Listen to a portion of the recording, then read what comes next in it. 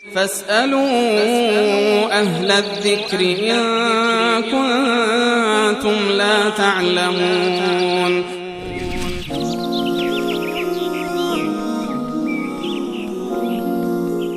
سال بعدی بیننده آقا اسماعیل از تهران بود که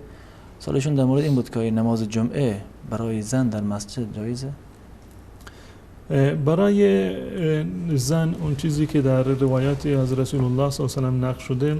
خواندن نماز در منزل اولاتر و بهتر هست. به صورت کلی تمام نماز، اما از اینکه نماز جمعه باشد یا نمازهای فرض پنجگانه باشد، خواندن نماز برای زنان در منزل اولاتر و بهتر هست و در این زمینه از جانب رسول الله صلی الله علیه و سلم تشویق‌ها و ترغیب‌های متعددی وارد شده.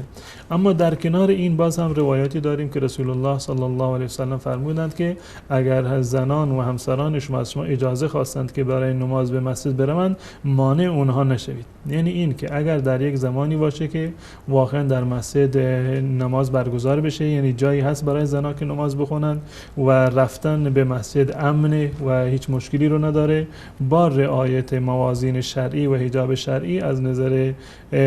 فقه اسلامی جایز هست و زن میتونه که برای نماز جمعه یا غیر نماز جمعه خارج بشود. اما این واجب نیست، نه نماز پنجگانه و نه نماز جمعه حضور زن در نماز جمعه جز واجبات بر زن نیست. اما اگر کسی در یک جایی فراهم بود این موقعیت و زنی رفت نماز خوند، هیچ گونه اشکالی رو نداره و از نظر شرعی جایز است. اما اگر در منزل خودشون نماز بخونن، اهم از نماز پنجگانه را که و همچنین نماز روز جمعه را که در روز جمعه به جای 2 رکعت نماز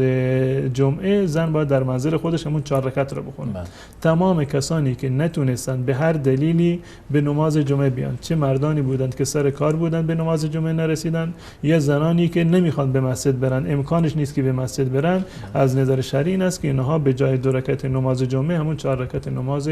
ظهر را بخونن.